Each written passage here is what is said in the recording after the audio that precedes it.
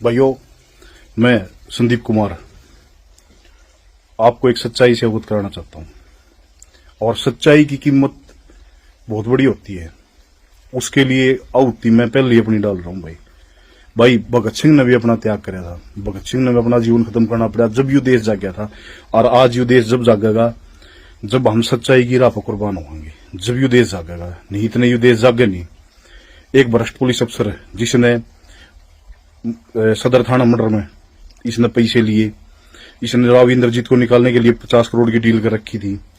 जहां पे एक ईमानदार पुलिस अफसर जो इसके सामने अड़ा वो नरेंद्र बिजानिया था, जहां पे इन्होंने कभी भी इतने दिन पोस्टिंग रही, कोई भी इनको भ्रष्टाचारी तो छोड़ो भाई सब, मतलब यो आदमी तो इस आदमी था ईमानदार, अपनी तनख्वाह में गुजारा करनी है। इसने जो भला उसका दम मुलाजिमा का भला कराया। लेकिन आईजी जिस दिन तक पोस्टिंग हुआ उससे दिन तक इन्हें क्या कराया, इन अपने जातिवाद पे देखा भैया इस ऑफिस में जाति के इनको हटाओ इनको हटाओ इनको हटाओ। अपना ले जो करप्ट आदमी छाट छाट कर वो लगाने स्टार्ट कर दिए। उन आदमियों ने क्या कराया, फाइल जिनका उन्हें बेरा था भाई इस फाइल में कोई क्लेरिकल मिस्टेक है, कोई जिम्नी रहेगी, कोई और चीज रहेगी, वह चीज करके न मुलाजिम बुलाए, टॉर्चर करें, पीछे मांगे। हाँ, महिला पुलिस कर्मियों का भी ट्रांसफर के नाम पे यौन शोषण हुआ वहां पे। इनकी जब सीडीआर आईपीडीआर चेक करी जाओगी आपको कन्फर्म हो जाएगा। मेरी बातों में सच्चाई है, बिल्कुल सच्चाई है मेरी बातों में, मैं झूठ नहीं बोल रहा किसी बात पे भी। इन्होंने वहां पे ऐसा कारम मचा दिया। अरे इस कोई मुलाजिम जंदा किसी तक भाई यह चीज कोई अर्ज मर्ज के लिए जंदा नहीं भाई, बाहर सुशील खड़ा पीछे दे भाई पीछे दे भाई। अरे खसमो, थम न्याय की कुर्सी बैठे हो, थम क्या के पीछे मांगो भाई।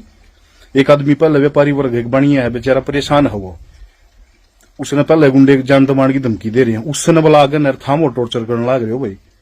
के हंगा बता रहा भाई, या कुर्सी मिल रही है या झाई तो मिल रही है, होगी बेतरी इसी गड़ाली आई है होगा इसका साड़ा बह मिल ले भाई। हो गए भैया आयोग में ये इस दुनिया में सबसे ठंडे राज्य है क्या ये अड़े? ये राज्य नहीं है भाई, जनता राजा होती है, न्याय जनता करती है हमेशा। और आज मैं आपको सच्चाई बता रहा हूं, आपको सच्चाई से रूबरू करवा रहा हूं। इनकी भ्रष्टाचार की जड़ें बहुत गहरी हैं। जो दरखास्त इनके खिलाफ कंप्लेंट हुई थी उसी भ्रष्टाचार से डर के इसने सुसाइड कराया है। एक चीज और मैं बता देता हूं, जब हमने सुशील को पकड़ा था वहां पे कन्वेन को, तो इसने रास्ते मृत्यु बताई। बोले एक चीज तो और रहेगी, मां के रहेगी भाई। बोले मैं ना एक जगह तो और मंथली कलेक्शन करके लेके आया था और वो पीछे डैशबोर्ड में रह गए। धर्मेंद्र ड्राइवर उस गाड़ी ने लेकर न उड़ गया है। धर्मेंद्र और सुशील कुमार उस गाड़ी में दो आदमी थे। जब इसको पकड़ा गया, इसको शामिल जांच होने के लिए नोटिस दिया था। इन्होंने बोला ठीक है कोई दिक्कत नहीं, बोले आप सर बैठे हैं 10 मिनट में बाहर में, चलो मेरा बाल पाड़ सकते दो। भाई हमने क्या ना बाल पाड़ना, तेरे खिलाफ पब्लिक आदमी कंप्लेंट कर रहे हैं, हमारा पुलिस की ड्यूटी है, हम पकड़ांगे भाई, आगे अफसरादी सुपुर्द करांगे भाई, आगे तेरे खिलाफ न्यायिक जांच होगी, सच्चाई जो होगी वो आगे शमिया होगी। लेकिन इनका भाई अहंकार इतना करड़ा था, अगर कुछ नहीं। हाँ, जब मुंह देखा भाई तेरे पटली तेरा पाप का गड़ा भरली आई, प्रकाष्ठा होगी तेरी, जब इस आदमी ने केवल भाई तू बदनाम होगा और परिवार की राजनीति में भी नुकसान पड़ेगा, सारी चीजों में नुकसान पड़ेगा। इसने अपने परिवार को सबको बचाने के लिए सुसाइड की है। ये बात नहीं है कि भाई इसके साथ अरे बड़ी बड़ी जांच चल रही है, आदमी की लुगाई भी जेड़ा मुगी तो लुगाई तो ही बुरा था भाई है। इसकी घरवाली को भी डर है कहीं इसकी भी भ्रष्टाचार का भंडा ना फूट जाए। आयोग में बैठ के ने इनके घरवाले ने, इसके फादर ने, सब ने भ्रष्टाचार किया। इनकी भी जांच होनी चाहिए संपत्ति की भाई। इनको लाइसेंस नहीं मिल रहा, ये भ्रष्टाचार करेंगे। और एक जाति के नाम पर नहीं, सच्चाई सामने आनी चाहिए। इसने भ्रष्टाचार कराया था, परेशान कराया है सबको, इसने रिश्वत ली है, भ्रष्टाचारी आदमी था यो।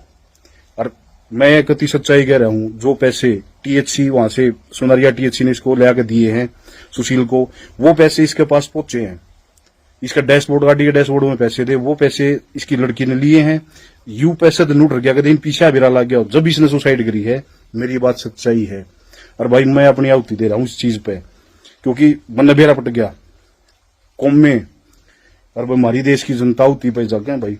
कोई बात ना भाई, मेरे तो दादर भी देश खातर लड़े हैं भाई, छोट पोता भी लड़ पड़ा कि मैं बात कौन है। हाँ, परिवार के लिए फक्र, मैं अपने को फक्र महसूस करता हूं कि मैं ईमानदारी के साथ खड़ा रहा हूं। मैं ईमानदार आदमी था, ठीक है।